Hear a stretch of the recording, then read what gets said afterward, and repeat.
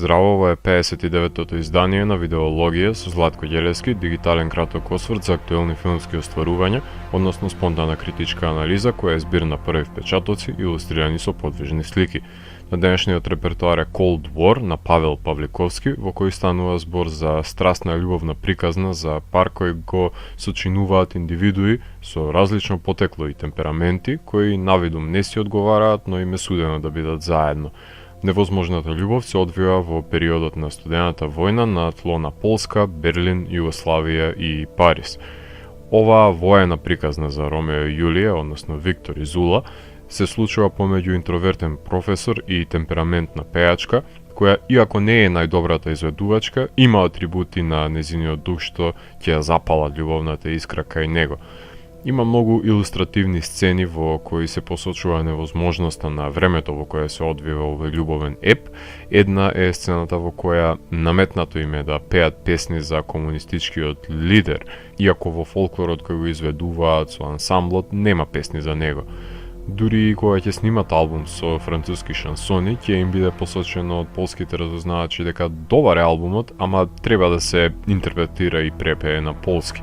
Музиката е лепакот кој не само што ги поврзува ликовите, туку е граѓа на која се темели конструкцијата на филмот, константен лајтмотив кој се провлекува низ децениите и овозможува да даде јасни сигнали за епохата во која се наоѓаат ликовите.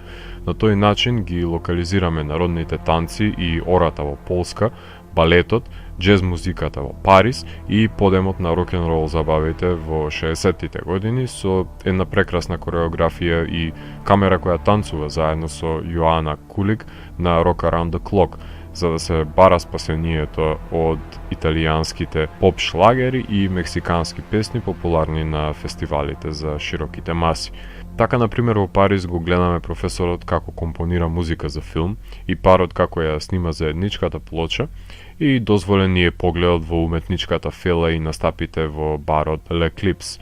Тука се начнува нивниот раздор, со тоа што професорот е несреќен и депресивен, често обвинет дека ја загубил мажественоста од пејачката, која станува и љубоморна на вниманието кое му го одземаат дамите на ноќниот живот на Париз. Сегментот од Југославија е нивното животно поглавје од турнејата, која има комични елементи во себе, препознатливи за балканскиот менталитет. Таа го спасува од затвор, а тој е од одвратните тезги кои ги изведува. Во меѓувреме завршуваат на туѓи прагови, но нивната љубов никогаш не згаснала и ја кронисуваат на филмски начин во една руинирана црква од почетокот на филмот, во која истовремено си ја ветуваат меѓусебната лојалност. Сосема јасно е дека одлуката на Павликовски и неговите косценаристи да ја фрагментираат љубовната врска која постојано ќе скока од еден град во друг, константно нудејќи нови пространства за гледачите, кои се доволна диверзија од главната и единствена моторика на нарацијата, под присилата и промена на режимите ќе ја подели гледачката публика, но трошната субстанца ќе биде компензирана со самата форма. А кога говорам за формата, тука морам да ја потенцирам супериорната соработка меѓу режисерот Павликовски и кинематографот Лука Жал, кои создадоа вонвременски подвижни слики. Нивниот ахроматски филм, снимен во академскиот аспект, односно 1:37:1, стандарден аспект на филмовите од 30-тите до 50-тите години на 35 мм филм, со тоа што многу решенија беа слично применети како претходната нивна соработка на Ида, односно ликовите беа поставени во исти размери на подножјето на кадрите, со огромен празен простор над нив, налик Мистер Робот, запазувајќи асиметријата и на масовните кадри и минорноста на осамениот човек насреде руинираната црква.